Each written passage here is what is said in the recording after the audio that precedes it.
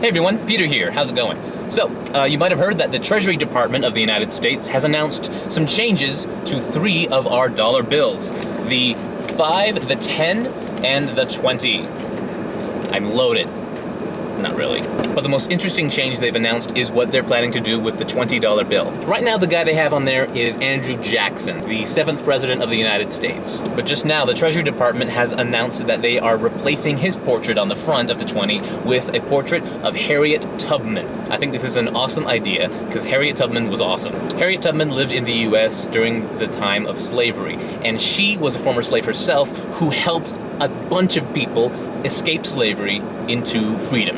Harriet Tubman even took a bunch of slaves from the southern United States all the way to Canada sometimes. And if you were a slave journeying to freedom with Harriet Tubman on one of her journeys, you better be serious about it because she had a gun ready to shoot anyone who wanted to turn back.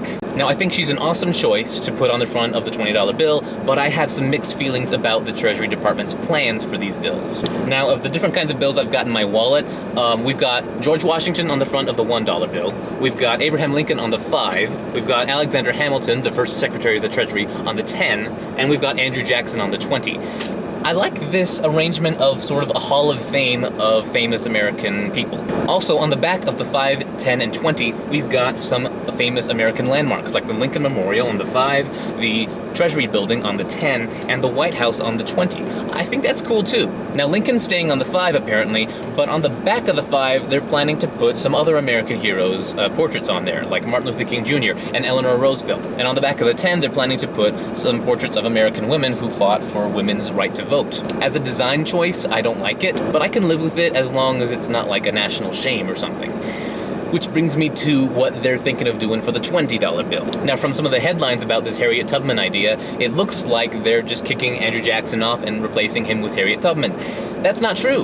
Upon further research, it looks like they are moving Andrew Jackson from the front to the back, while Harriet Tubman replaces him on the front.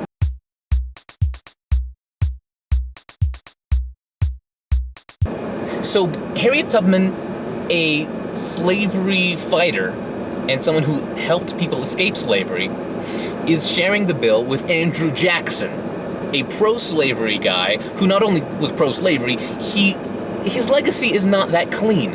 Andrew Jackson, during his presidency, signed the Indian Removal Act.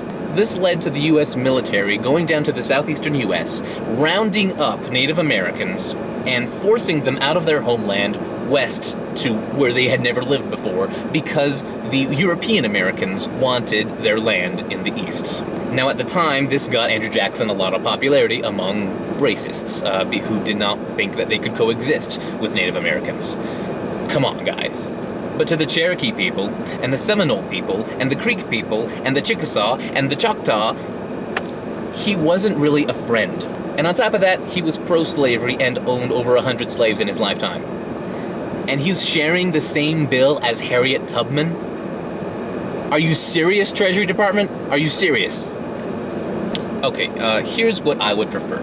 I like what we have going here, with one person per bill. I like that. I think it's a cool tradition we've got going. My only problem with it is we are honoring this guy. His legacy of destroying Native American nations is not one that we should be celebrating.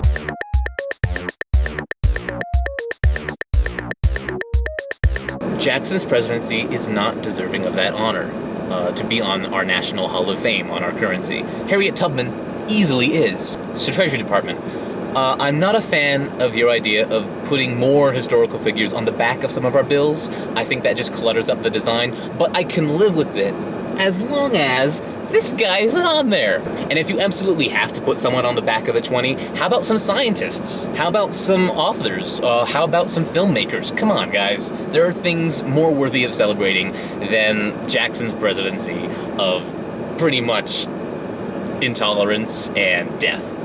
I think our country can do better than a guy who signed the Indian Removal Act. Come on. Let's celebrate something good. Anyway, I'm Vexillographer. I just thought I'd share my thoughts on that. Now, I guess I'll go spend these. See ya. Thanks, you too. # Andrew Jerkson.